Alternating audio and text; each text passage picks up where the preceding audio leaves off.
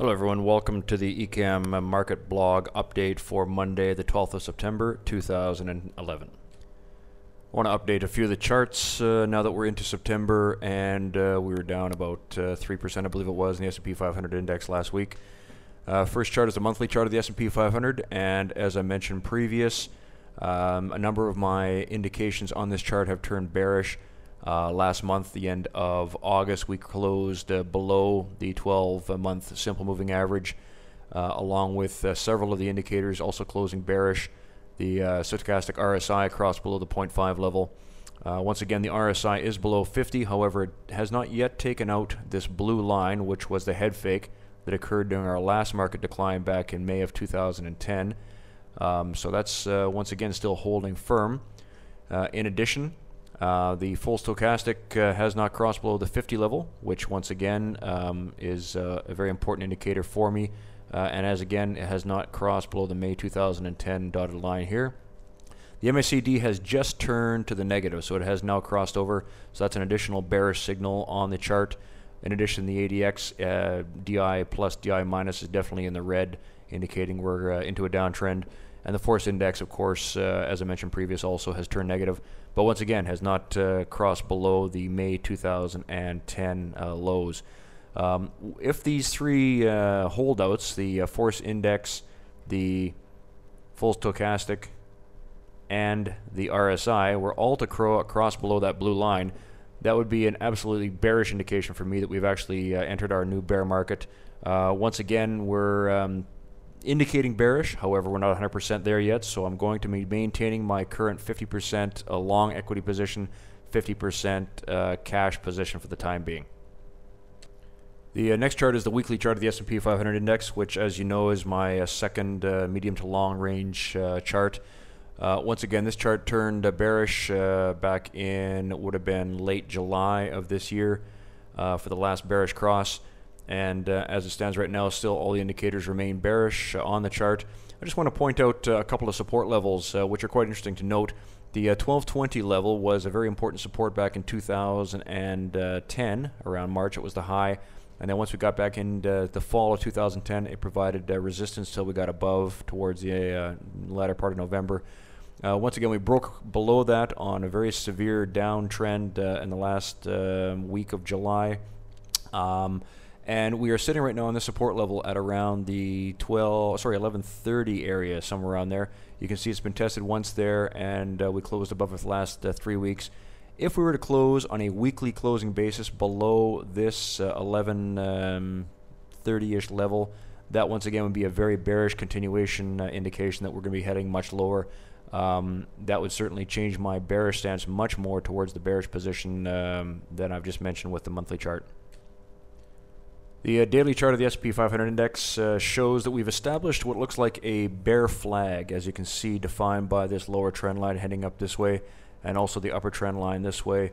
Once again, we had a 1, 2, 3, 4, 5 test, and we appear to be going up towards the upper boundary again, but we have rolled over as of Friday.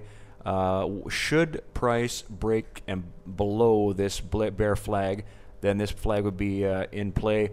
I'll speak about the actual levels on the next chart, but bear in mind that we do have this bear flag. This is a continuation pattern of the preceding trend, which was down, so we can anticipate that this would end up in a downward trend, and after that we'd be continuing to lower levels.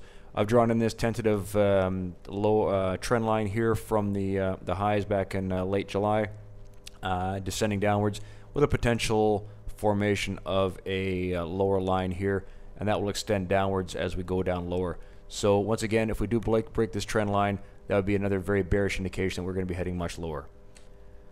This is the 60-minute chart of the S&P 500 index, once again showing the bear flag that I spoke about previous in the daily chart, defined by these black dotted lines. So you can see that the market has tested it a number of times and has not broken down as of Friday.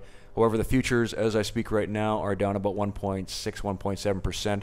So I could anticipate on the open today, which is Monday, this bear flag would break to the downside. And if that were the case, especially if we close a 60-minute bar below 1140.13, that would be a first indication of a lower low up until now. You can see these lows are consecutively higher lows. If we were to break 1140, then we're actually starting to head into lower lows, and I would anticipate at that point that we will resume this downward spike. This bear flag totals about 246 points based upon the height from the height here down to the bottom of the flag. So if we take that height, which is 246 points, we project it from the last top, which I'm assuming is going to be 1230. We project it down, then we're looking at a loss of 246 points from 1230, which gives me a target upon the completion of this flag pattern of 984 on the S&P 500 index.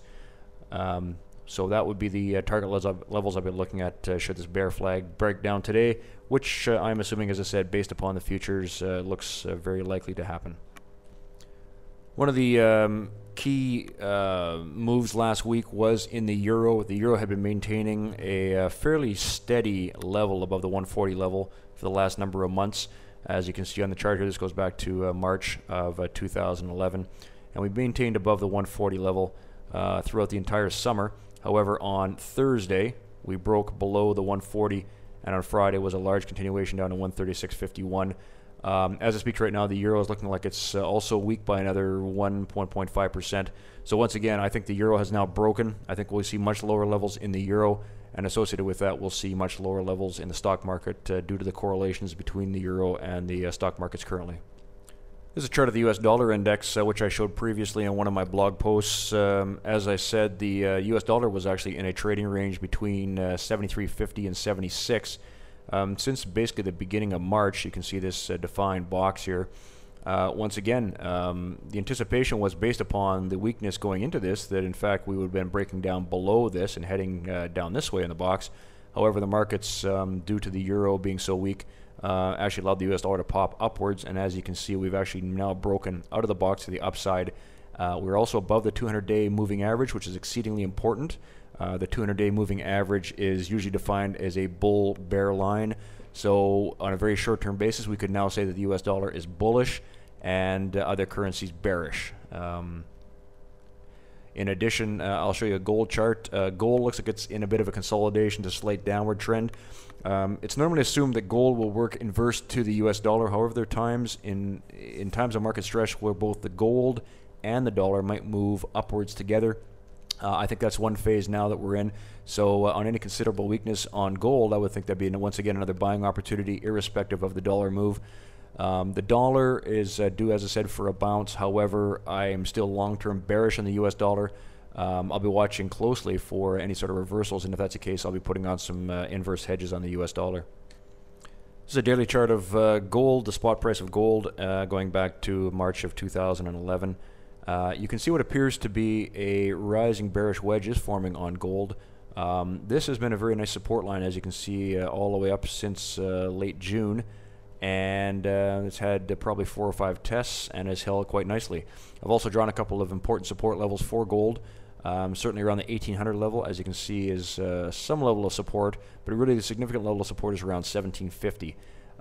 In addition, assuming that gold is topped out at or near current levels, you can see the 38.2% Fibonacci retracement comes in at 1750 as well, with a 50% retracement at around 1700, which is very close to a low point in gold back in August. So I'd be looking for a retrace in gold at some point here, either consolidation or a retrace back towards 1750.